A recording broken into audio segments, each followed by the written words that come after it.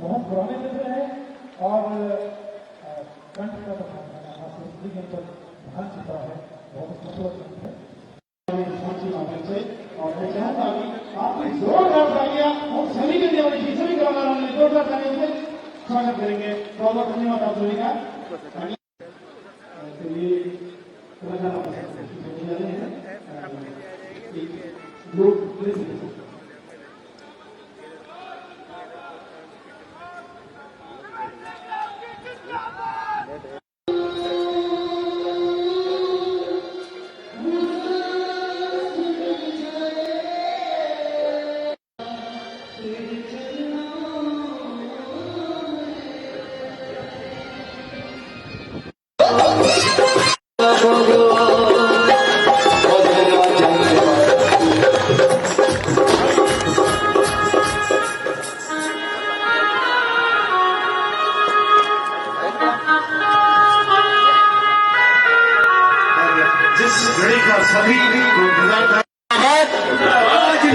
माननीय मुख्यमंत्री जिंदाबाद। हम सबका व्यक्त करने के लिए यहाँ पर ये तमाम क्षेत्र की जनता आई है कि आपका यहाँ पर ये ड्रीम प्रोजेक्ट को आज आप समर्पित करने वाले हैं। आपका और सभी का आभार और धन्यवाद।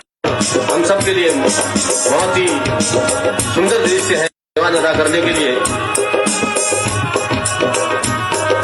यहाँ पर आए हैं। एक बार सभी का हार्दिक स्वागत और अभिनंदन।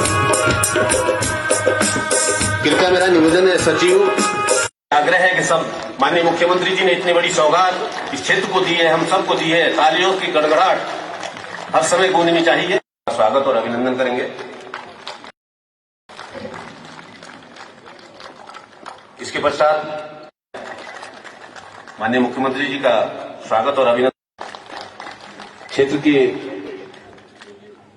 जिला पंचायत सदस्य, इस ग्राम पंचायत के प्रथम व्यक्ति आदरणीय धर्मपाल जी, जो ग्राम प्रधान है। धर्मपाल जी आप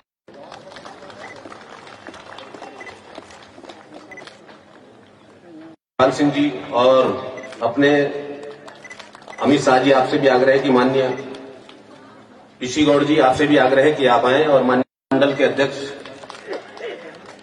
अशोक राज पंवार जी, बालावाला मंडल के अध्यक्ष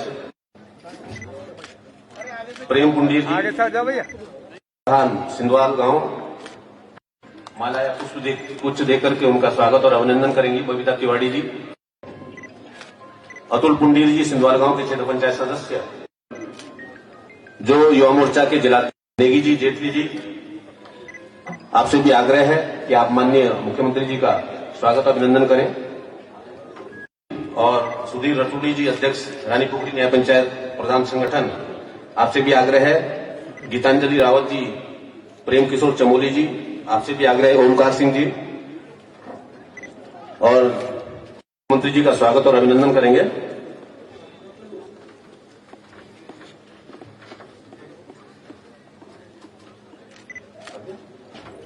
बहुत ही सुंदर कार्यक्रम यहाँ पर, और ये सौगात हम सबको दी गई। और अंकुर भारत कुकरेजा जी, जो कि यहाँ पर नौका विहार जिनके द्वारा की गई है, और जो आपसे भी आग्रह है कि माननीय मुख्यमंत्री जी का माल्यार्पण करके स्वागत करेंगे। सुभाष रावत जी, ओमकार सिंह जी, शोभन सिंह कैनपुरा जी हैं अपने बीच में, जो प्रधान संगठन के अध्यक्ष हैं। आपसे भी आग्रह है कि आप भी माननीय मुख्यमंत्री जी का स्वागत और अभिनंदन करने का कष्ट करेंगे। अनिल कठेर जी, ब्लॉक प्रमुख भगवान सिंह पोखरियाल जी, हम सबके बीच में उपस्थित हैं। आपसे भी आग्रह है कि आप बोलिए। उनसे भी आग्रह है कि माननीय मुख्यमंत्री जी का दूरदर्शन जा रहे नरेंद्र नेगी जी, अपने विधानसभा के प्रभारी, आपसे आग्रह भी है क्या आप मंच पर अपना स्थान ग्रहण करेंगे? और माननीय मुख्यमंत्री जी का अतिथियों के द्वारा यहाँ पर अतिथि चारों मंडल अध्यक्ष और सभी के द्वारा यहाँ पर और सभी से आग्रह की तालियों के द्वारा स्वर्गीय गजेंद्र दत्त नैथानी जी के परिवार से और उनके परिवार का सम्मान होते हुए उनके संजीव नैथानी जी को शॉल उड़ाकर के गीतांजलि रावत और एक अन्य उनके साथ में सिंह चौहान जी से आग्रह करूंगा कि अतिशीघ्र चौहान जी भी आए। खुशवंत सिंह चौहान जी और उनके साथ जो लगे रहे आशीष यादव जी अपर सहायक अभियंता, आपसे भी आग्रह है, मोमेंटो भेंट करेंगे। होशियार सिंह गुसाई जी, आपसे आग्रह है कि माननीय मुख्यमंत्री जी आपको मोमेंटो देकर के सम्मानित करेंगे। गुसाई जी माननीय मुख्यमंत्री जी के द्वारा उनको मोमेंटो भेंट करते माननीय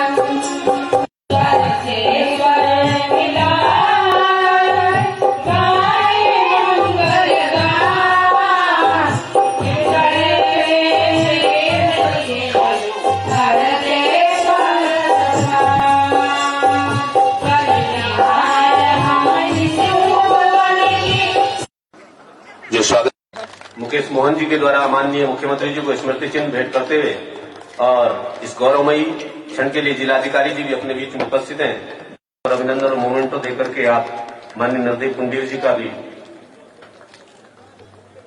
स्वागत और अभिनंदन। श्री गजेंद्र दत्त नैथानी जी के नाम से जिस झील का नामकरण हुआ, सूर्यधार गांव में, इस अवसर पर मंच पर विराजमान हमारी पार्टी के जिले के सम्मानित अध्यक्ष श्री शमशेर सिंह कुंडीर जी, सचिव सिंचाई श्री नितेश झा जी, हमारे सहयोगी राज्य मंत्रीगण श्री करण बोरा जी, खेम सिंह पाल जी, किशन कुमार सिंघल जी, घन्ना भाई भी यहाँ पर हैं, मुझे पता चला, लेकिन ये नीचे नहीं उतरे। नाम कागज में देख के पता चला मुझे। ऐसे हमारे सभी के चिरपरिचित घन्ना भाई, सब लोग उनको एक हास्य कलाकार के रूप में उनकी ख्याति है। हमारे कोऑपरेटिव बैंक के चेयरमैन अमित शाह जी, ब्लॉक प्रमुख श्री भगवान सिंह पोखरियाल जी, जिलाधिकारी आशीष श्रीवास्तव जी, सिंचाई विभाग के विभागाध्यक्ष श्री मुकेश मोहन जी, पार्टी के मेरे सभी मंडल अध्यक्षगण, गांव के प्रधान श्री धर्मपाल सिंह जी और अधिशासी अभियंता डीके सिंह जी, स्वयं सहायता समूह की हमारी सभी महिलाएं, हमारे प्रधानगण और आज इस लोकार्पण के कार्यक्रम में मैं देख रहा हूं कि दूर दूर गांवों से पहुंचे हुए मेरे सभी सम्मानित भाइयों और बहनों, जिन्होंने यहां पर अभी सांस्कृतिक प्रस्तुतियां दी, सभी हमारे सभी संस्कृति कर्मी, हमारे कलाकार बहुत ही खूबसूरत प्रस्तुतियां उन्होंने यहां पर दी हैं। ऐसे सभी हमारे कलाकारगण, पत्रकार मित्रों, मैं आज आप सबको बहुत बधाई देते मुझे इस बात की खुशी हो रही है कि राज्य सरकार ने एक ऐसा प्रोजेक्ट आज उत्तराखंड को समर्पित किया है कि जो बहुत दूरगामी है। एक दूरगामी सोच के तहत ये प्रोजेक्ट बन रहे हैं। प्रोजेक्ट बहुत बड़ा भी नहीं है, बहुत छोटा भी नहीं है, लेकिन इसका प्रयोजन बहुत बड़ा है, इसका संदेश बहुत बड़ा है। और स्वर्गीय गजेंद्र दत्त नैथानी जी को इसको समर्पित किया है। कम लोग शायद उनसे परिचित होंगे। गजेंद्र दत्त नैथानी जी बहुत ही संभ्रांत परिवार से थे और बाल्यकाल में ही वो राष्ट्रीय स्वयंसेवक संघ के संपर्क में आए, संघ के कार्यकर्ता बने और बाद में उन्होंने अपना संपूर्ण जीवन समाज के लिए अर्पित कर दिया। भोगपुर में उनका 100-150 बीघे का बहुत अच्छा बगीचा है और उन्होंने अपना पूरा जीवन का एक एक क्षण उन्होंने समाज की सेवा के लिए अर्पित किया।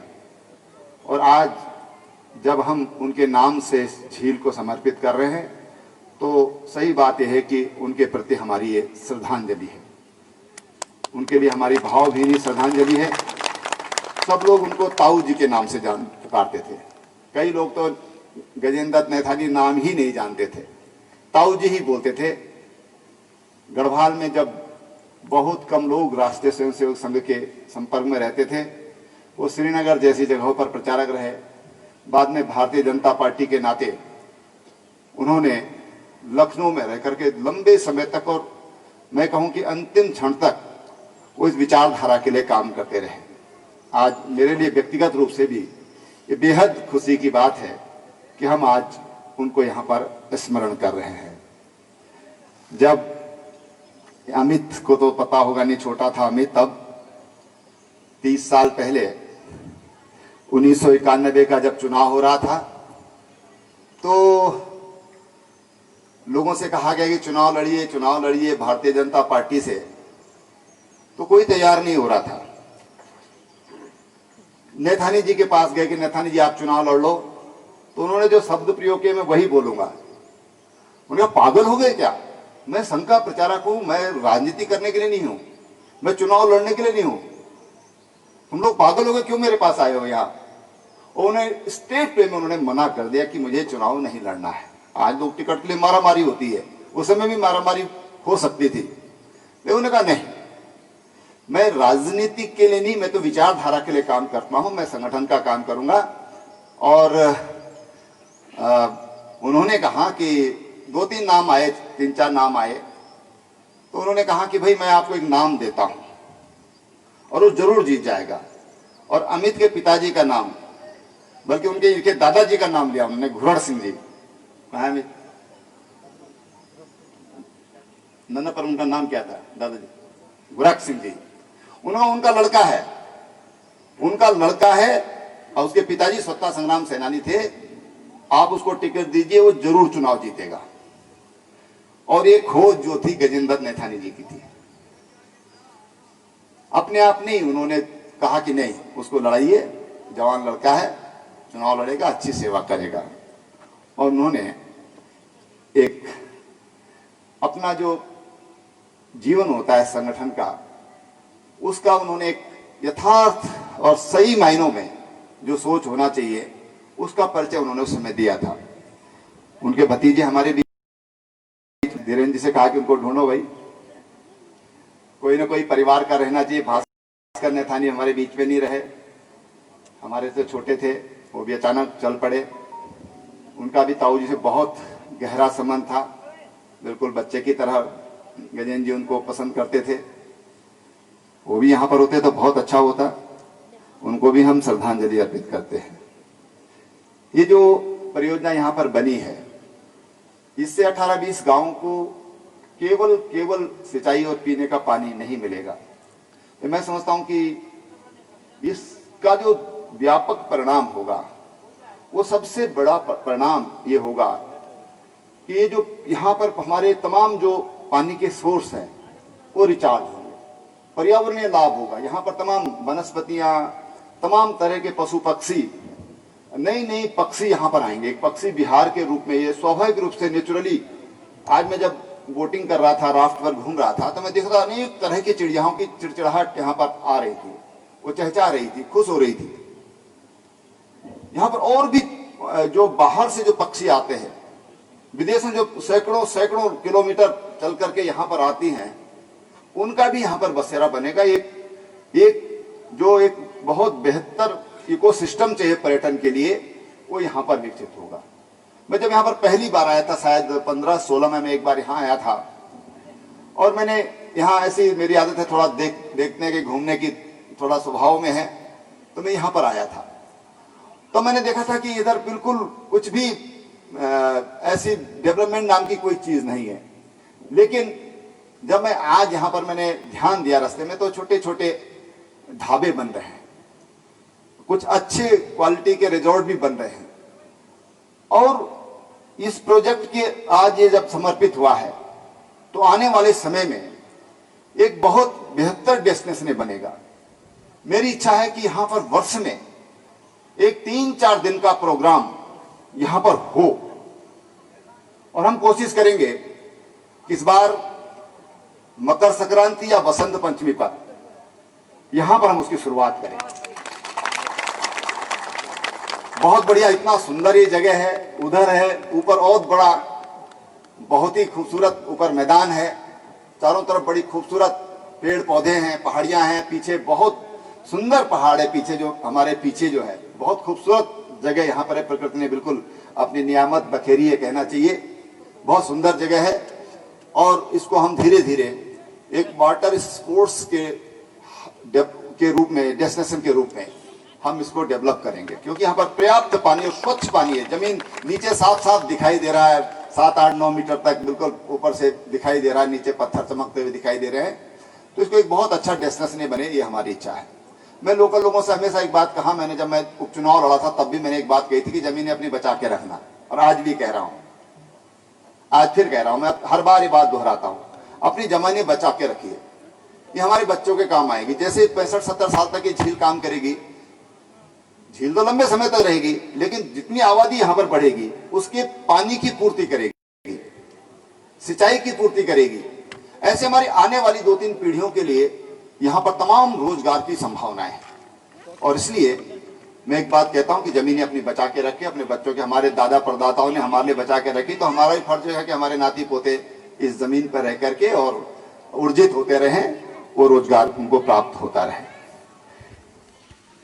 अभी जो मुझे बताया गया कि इसमें 1247 कमांड एरिया है सिंचाई का, इस गुल का, लेकिन यहां पर अभी केवल 534 हेक्टेयर में ही सिंचाई इससे हो पाती थी। अब इससे 1247 हेक्टेयर यानी पूरी आखिरी छोर तक इससे लोगों को, जो हमारे किसान भाई बहन हैं, उनको सिंचाई का फायदा होगा। अब हमारे किसानों को 12 महीने यहां पर, और एक क्रॉप, जब 12 महीने पानी रहेगा तो अभी हम 2 क्रॉप लेते हैं, तो हम 3 क्रॉप ले सकते हैं। हम बेहतर जो कैश क्रॉप है उनका हम इसके बाद हम यहाँ पर उनको पैदा कर सकते हैं, उनको हम उगा सकते हैं। दूसरी चीज, जो यहाँ पर जल स्तर नीचा हो रहा है, ये जल स्तर जो गिर रहा है बहुत तीव्र गति से, वो भी इससे नहीं गिरेगा, उसकी गिरावट भी कम होगी। और जो ट्यूबवेल यहाँ पर अभी सिंचाई के लिए लगे हुए हैं, काफी ट्यूबवेल मेरे ख्याल से यहाँ पर सिंचाई के लिए लगे हुए हैं, तो ये ट्यूबवेल की भी हमको आवश्यकता नहीं होगी। तो जो हम पानी जो जमीन के नीचे से ले रहे हैं, अब हम इस जलाशय के माध्यम से पानी देंगे, उल्टा हो जाएगा। अभी हम खींच रहे हैं, अब हम इस जलाशय के माध्यम से खेतों में पानी जाएगा तो पर्कुलेट होगा, नीचे पानी के साथ मिलेगा और हम लोग उससे बचत करेंगे। बिजली की भी बचत होगी, मुझे लगता है कि बचत भी करोड़ों रुपए में होगी, 6-7 करोड़ रुपए तक इसमें सालाना शायद बचत की संभावनाएं हैं। तो इससे पानी भी बचेगा और जो नलकूप हमारे नलकूपों का जो प्रयोग है वो भी कम हो जाएगा। लगभग 30,000 आबादी को अभी जो हम 40 लीटर पानी देते हैं पर कैपिटा, इस बांध इस परियोजना के बाद ये 100 लीटर हो जाएगा, यानी 2.5 गुना पानी हम अब पर कैपिटा हम अब दे पाएंगे, इतनी इसकी क्षमता है। और ये पानी जो होगा ग्रेविटी वाटर होगा, ऐसे ही है ना, ग्रेविटी वाटर होगा। तो सब अब ये ग्रेविटी से पानी जाएगा। अगर हम देखें, अगर हम इस जगह की लोकेशन देखें, ये ऋषिकेश इधर है, उधर हरिद्वार है और इधर देहरादून है। ये इस त्रिकोण के बीच में ये जगह है। चारों तरफ डेवलप्ड एरिया हमारा ऋषिकेश का एरिया हो, पर्यटन की दृष्टि से बहुत स्वस्थ है, हेल्दी है। ऐसे हरिद्वार है, ऐसे ही देहरादून है, राजधानी हमारी है। और ये पूरा एरिया जो डोई वाला क्षेत्र है, बहुत जोरदार तरीके से इसका हमने बिल्कुल योजनाबद्ध तरीके से विकास हुआ। डोई वाला में सीपेट बना है, यहाँ पर रानी पोखरी में नेशनल लॉ यूनिवर्सिटी का है, थोड़ा सा उसमें अभी कुछ कानूनी दिक्कतें हैं, लेकिन बजट की पैसे की कोई कमी नहीं है, उसको हम लोग डेवलप कर रहे हैं। इधर हर्रावाला में एक बहुत बढ़िया मल्टी स्पेशलिटी कैंसर हॉस्पिटल जच्चा बच्चा के लिए हम बना रहे हैं। इसी तरह से एक बहुत बड़ा अभी मैंने घोषणा किया है कि 300-350-400 करोड़ रुपया उस पर खर्च होगा। वो हमारा साइंस कॉलेज होगा, जिसमें पीजी क्लासेज रिसर्च का काम होगा, जिसमें से हमारे वैज्ञानिक पैदा होंगे। और ये भी मेरा एक लंबे समय से मैं सोचता था कि हमारे राज्य में प्राइमरी एजुकेशन, इंटरमीडिएट की एजुकेशन बहुत बेहतर एजुकेशन है। देहरादून उस मामले में बहुत बेहतर है, माध्यमिक शिक्षा तक। लेकिन उच्च शिक्षा में हमारे पास बहुत अच्छे संस्थान नहीं है। हमारे बच्चों को या तो यहां से बाहर जाना पड़ता है तो विदेश जाना पड़ता है। एक बहुत ही अच्छा संस्थान जगह उसके लिए लगभग हमने चिन्हित कर ली है और लगभग 35-40 हेक्टेयर लैंड में एरिया में बनेगा, बहुत बड़ा बनेगा, बहुत भव्य बनेगा। देश विदेश के वैज्ञानिक वहां पर विजिटर के रूप में आएंगे, प्रोफेसर के रूप में, विजिटिंग प्रोफेसर के रूप में आएंगे। वो बिल्कुल एक आधुनिक किस्म का एक संस्थान होगा जो एक राज्य के लिए नहीं बल्कि देश के लिए एक बड़ी उपलब्धि होगी।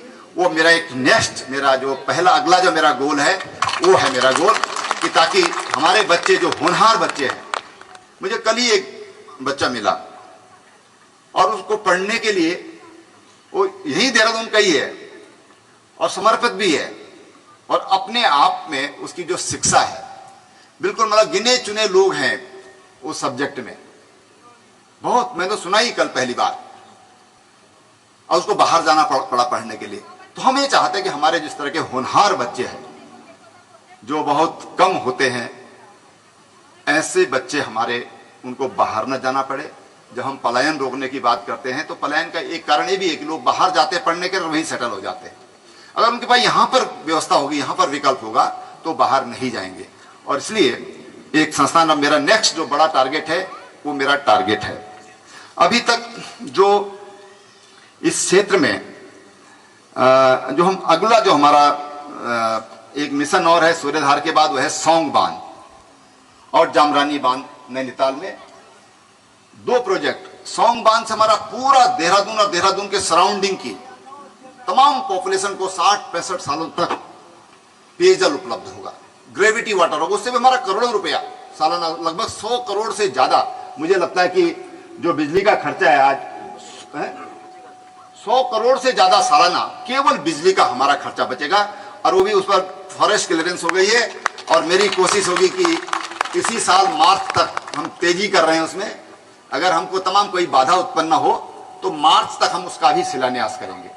इससे तमाम जो हमारी पानी, जब हम स्वच्छ पेयजल मिलता है पेट संबंधी जो बीमारियां होती हैं 60% पानी के कारण होती हैं।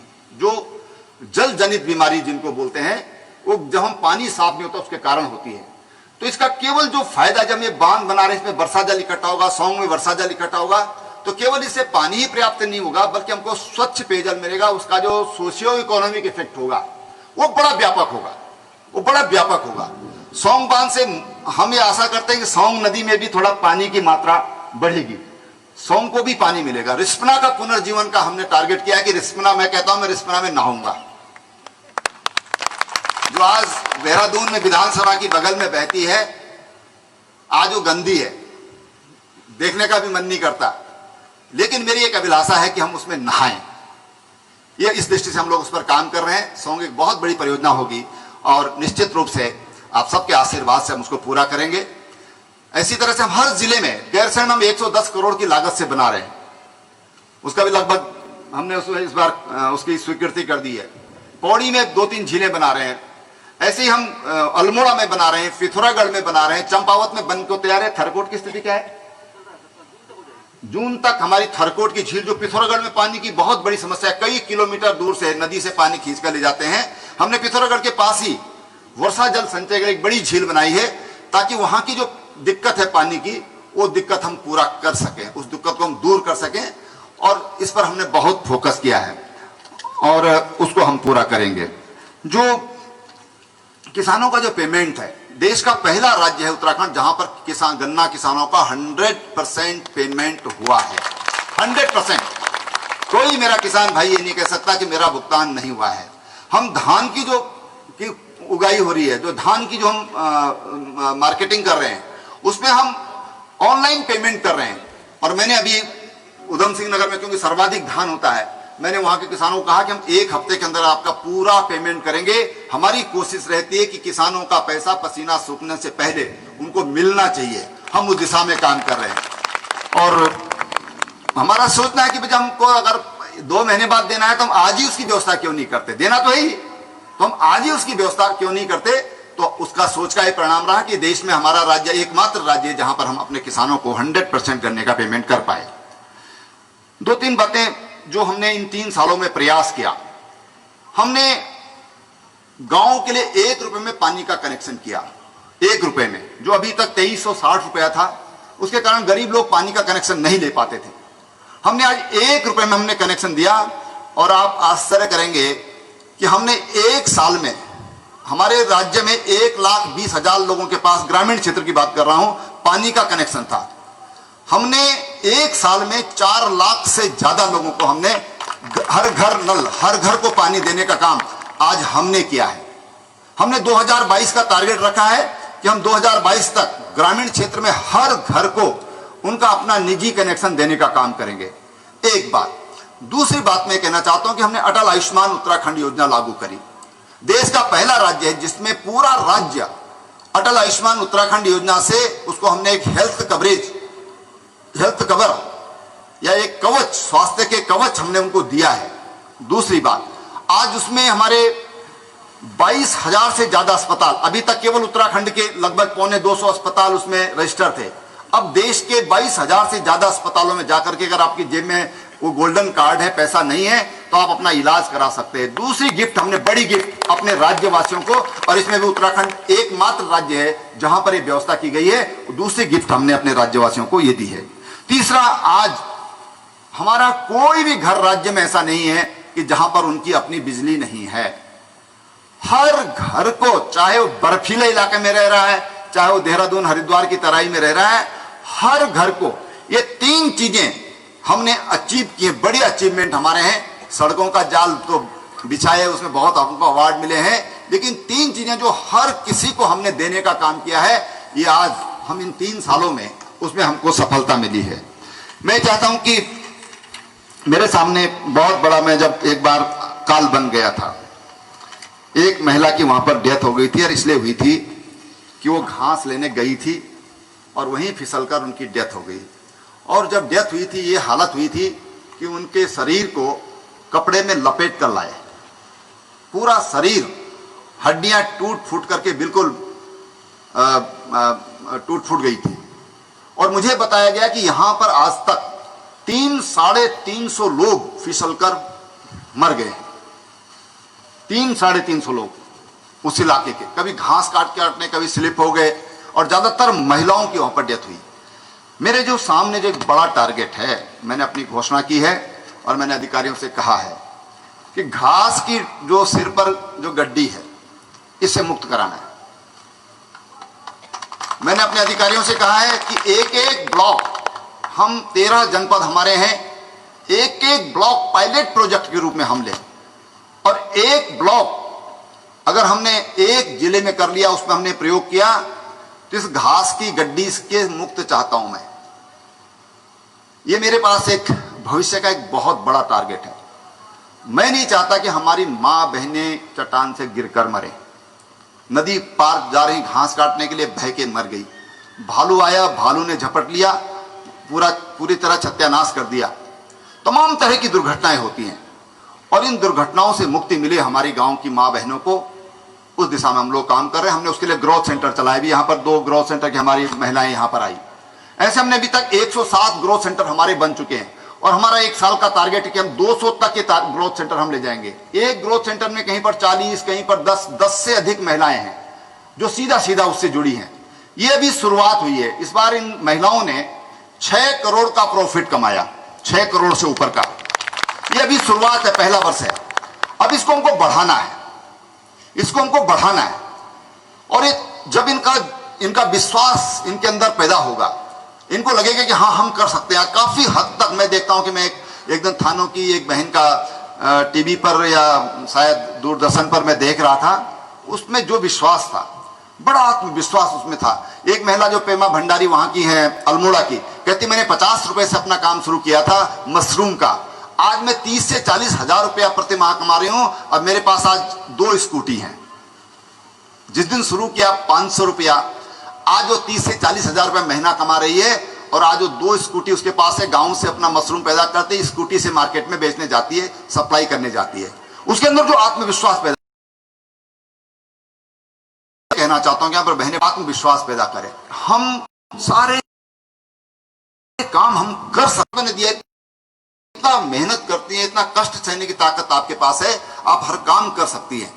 और ये जो हमारी महिलाएं हैं, हमने उनके लिए इसीलिए 5 लाख रुपए तक का ऋण ये बिना ब्याज का देना शुरू किया है। बिना ब्याज का हम दे रहे हैं। 3 लाख तक हम किसानों को दे रहे हैं कि 3 लाख रुपए तक का ऋण आप बिना ब्याज का ले सकते हैं। राज्य सरकार उसके देने के लिए तैयार है। तो ये हमारी जो रूरल की जो अर्थव्यवस्था है, जो गांव की अर्थव्यवस्था है, उस गांव की अर्थव्यवस्था को मजबूत करने के लिए हमें प्रयास कर रहे हैं। मैं समझता हूं कि आप सब लोग इस चीज को समझेंगे, इसमें सहयोग करेंगे, तो निश्चित रूप से जो हम माननीय प्रधानमंत्री जी का सपना है कि हमारी जो किसानों की आय है वो दुगनी होनी चाहिए, हमारी माँ बहनें आत्मनिर्भर होना चाहिए, अपने पैरों पर खड़ी होनी चाहिए, उस सपने को हम पूरा कर पाएंगे। अभी यहाँ पर 2 बातें मेरे सामने और आई थी। एक तो मुझे बताया गया कि यहाँ पर नेटवर्क काम नहीं कर रहा है, तो यहाँ पर हमारे पास जियो के स्टेट हेड हैं। कहाँ है विशाल जी? वो पीछे हैं। इन्होंने कहा है कि हम इसको बहुत जल्दी यहाँ पर नेटवर्क दें, क्योंकि हम अगर इसको टूरिस्ट को यहाँ पर खींचना चाहते हैं तो नेटवर्क बहुत जरूरी है, और इसलिए ये यहाँ पर बहुत जल्दी ये नेटवर्क देंगे। दूसरी बात, एक बात मेरे सामने थोड़ा सा समझ में मेरी आ नहीं रही है, मैं दूसरे सोर्स का आदमी थोड़ा सा, कि इठारना वालों ने कहा कि इसको सड़क से जोड़ दो। इठारना के लोग कौन कौन है यहाँ पर? नरदेव जी। तो लोगों का ये कहना है कि इसको सड़क से जोड़ना चाहिए। मेरा ये सोचना है कि अगर हम पर्यटक, आज जो पर्यटक आता है, जो खर्चीला पर्यटक है, वो थोड़ा पैदल घूमना चाहता है, तो मैं आप लोगों के साथ बैठ करके सोफा, सड़क देने में कोई दिक्कत नहीं, 3 किलोमीटर कोई बड़ी चीज नहीं है, सड़क बन जाएगी, कोई दिक्कत नहीं। लेकिन मैं ये चाहता हूं कि यहां पर जो पर्यटक आए वो थोड़ा पैदल जाए जरा मंदिर तक। देहरादून से ऐसे अनेक लोग हैं जो हर सप्ताह पैदल जाते हैं, 10-10, 15-15, 20-20 किलोमीटर की ट्रैकिंग करते हैं। तो वो भी एक बड़ा आकर्षण है पर्यटकों के लिए। एक ट्रेल यहां पर विकसित किया जा सकता है। लेकिन आप इठारना वालों के साथ बैठूंगा, इठारना वाले बोलेंगे तो फिर आपकी बात तो मुझे माननी ही पड़ेगी, और इसलिए आप लोगों के साथ बैठ करके इस पर एक बार बैठेंगे, आराम से 1 घंटा चर्चा करेंगे। किस दिन मंदिर में आता हूं तो इस पर चर्चा करके उसी दिन इसका फैसला करेंगे। आप लोगों ने आज सुबह से यहाँ पर 10 बजे से लोग यहाँ पर हैं। मुझे कल भी यहाँ पर बहुत सारे लोग बता रहे हैं यहाँ पर देखने के लिए आए थे। मैं एक बार फिर आप सबको बहुत बधाई देता हूं, बहुत शुभकामनाएं देता हूं। और ये सूर्यधार झील केवल पानी नहीं, केवल पीने का पानी नहीं, केवल सिंचाई नहीं, बल्कि हमारे रोजगार के द्वार खोले, इसी शुभकामना के साथ मैं अपनी बात समाप्त करता हूं। नमस्कार, जय हिंद।